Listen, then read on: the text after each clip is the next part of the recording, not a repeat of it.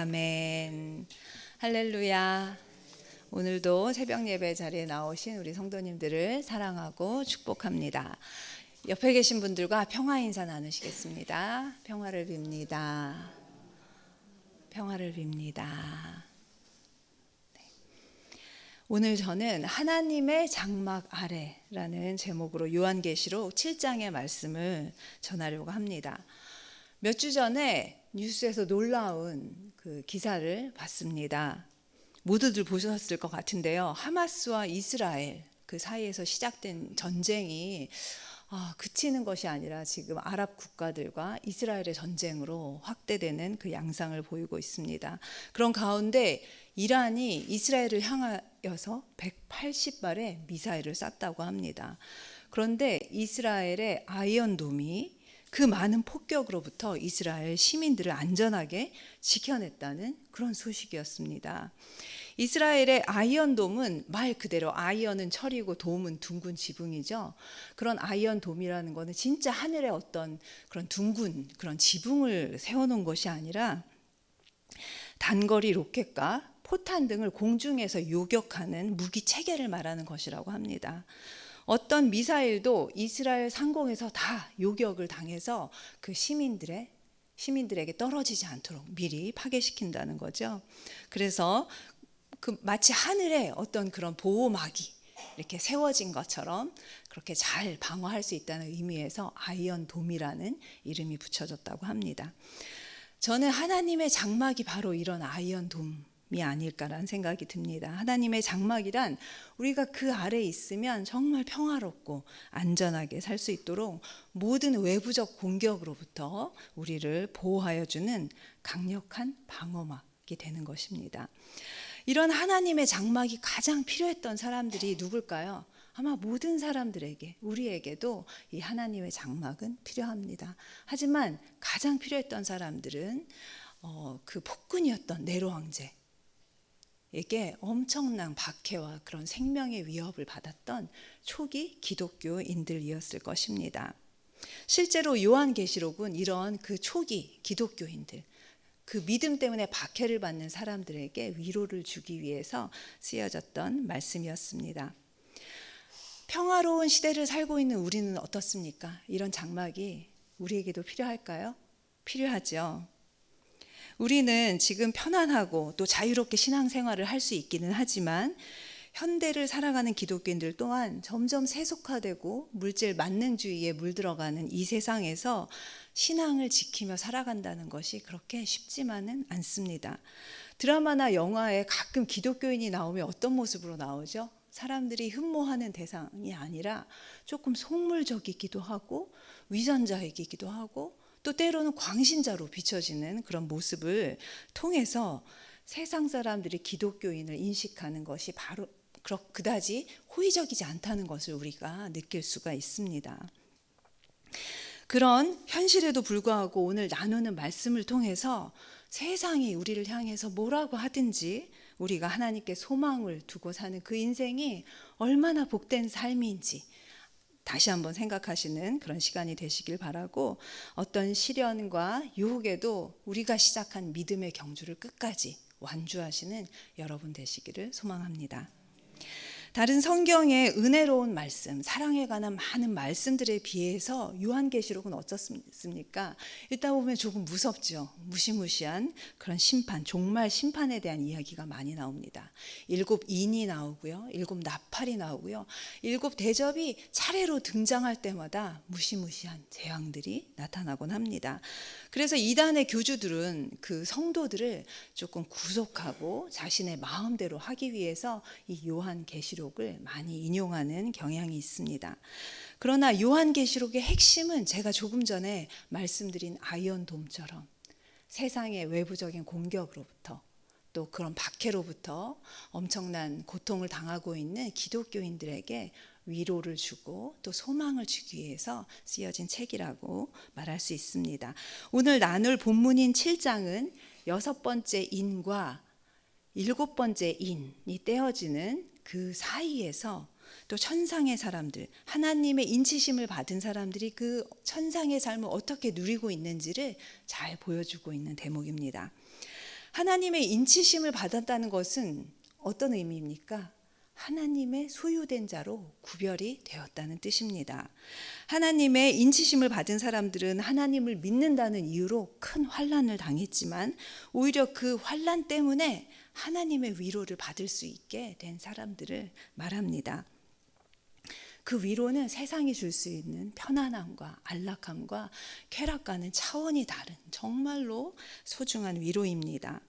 한때는 믿음 때문에 자신들이 누릴 수 있는 기득권을 다 내려놔야만 했던 그런 그들이었지만 하나님의 때에 그들은 어린 양의 피로 씻겨져서 눈부시게 희게 된 옷을 입고 또 손에는 승리를 상징하는 우리가 승리하였다.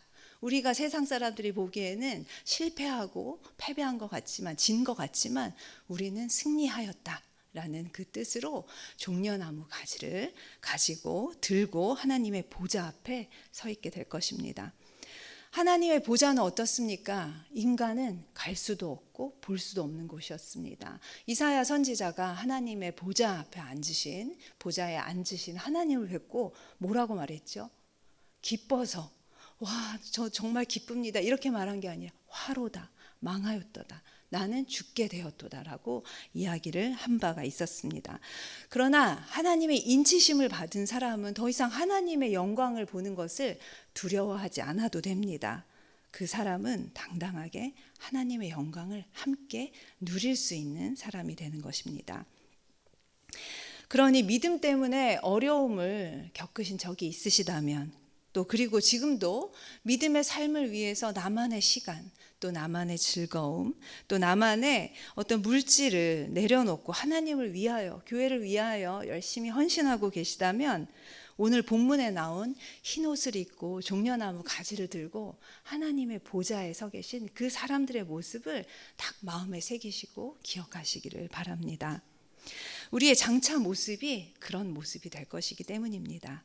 15절은 하나님께서 성전에서 밤낮 하나님을 섬기는 이들 위해 장막을 치신다고 지금 이야기하고 있습니다. 하나님의 장막 아래 사는 사람들은 어떤 유익을 누릴까요? 그 아이언돔을 연상하시면 되는데요. 첫 번째 유익은 생존의 위협으로부터 안전하다는 것입니다. 이스라엘의 아이언돔이 180발의 미사일로부터 이스라엘 시민들을 안전하게 지켜주었던 것처럼 하나님의 장막 아래 사는 사람들은 인간의 힘으로는 어찌할 수 없는 그 외부적 공격에 또 불구하고 안전할 수 있다는 것입니다. 16절을 제가 다시 한번 읽어드리겠습니다. 그들이 다시는 줄이지도 아니하며 목마르지도 아니하고 해나 아무 뜨거운 기운에 상하지도 아니하리니. 아멘.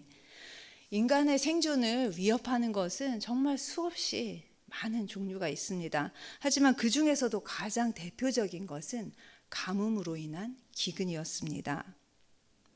가뭄과 기근은 인간의 힘으로는 어찌할 수 없는 현상이기 때문에 예로부터 사람들에게 큰 두려움의 대상이 되었습니다. 구약에도 이런 모습이 많이 나타납니다. 아브라함이 왜 애굽으로 내려갔을까요? 가족들을 데리고 아브라함이 애굽으로 내려갔던 이유는 기근이 들어서 먹을 것이 없었기 때문이었습니다. 또 야곱이 식량을 구하러 자신의 아들들을 애굽으로 내려보냈죠. 그때도 기근이 들어서 먹을 것이 없었기 때문에 삶을 살 수 있게 하려고 내려간 것이었습니다. 또 나오미와 룻이 모압으로 간 이유도 바로 기근 때문이었습니다. 또 믿기 힘든 일이지만 1852년 아일랜드에서는 대기근으로 인해서 100만 명 이상이 굶어 죽었다고 합니다. 그리고 남아서 그 생존한 사람들은 미국으로 또 다른 나라로 모두 이주하였다고 합니다.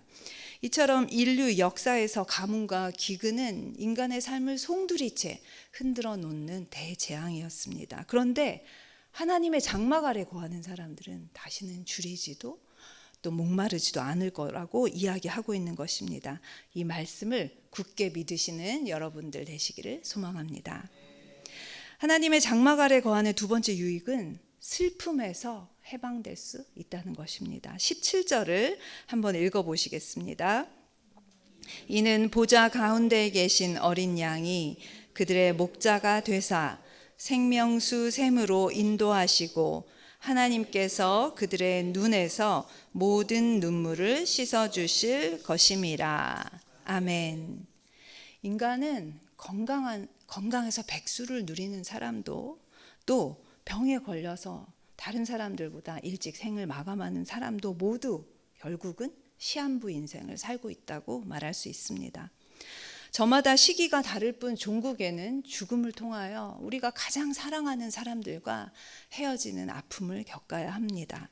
그러니 이 세상에 슬픔을 경험하지 않는 사람은 단 한 명도 없을 것입니다. 그 슬픔을 누가 어떤 말로 위로해 줄 수 있을까요? 가장 가까운 사람도 위로할 수 없는 슬픔입니다. 그 슬픔을 위로해 주실 수 있는 분은 오직 삼위일체 하나님밖에 없습니다. 그런데 보좌에 계신 어린 양께서 우리의 목자가 되셔서 우리를 친히 영원한 생명으로 인도해 주시고 우리의 눈에 고인 그 눈물을 닦아주신다고 지금 이야기하고 있는 것입니다. 그러니 우리에게 얼마나 큰 위로가 되는 말씀인지 모릅니다. 말씀을 맺겠습니다. 하나님과 상관없는 삶을 사는 것이 당장에는 즐겁고 손해보지 않는 삶처럼 보일 것일지도 모릅니다. 그러나 하나님을 믿고 하나님을 위해서 하나님을 위해서 헌신하는 그 삶이야말로 우리가 하나님의 장막 아래 거할 수 있는 그 삶임을 믿으시고 하나님의 장막 아래서 모든 위험으로부터 보호받으시고 모든 슬픔으로부터 위로받으시는 여러분 되시길 소망합니다. 기도하겠습니다. 사랑과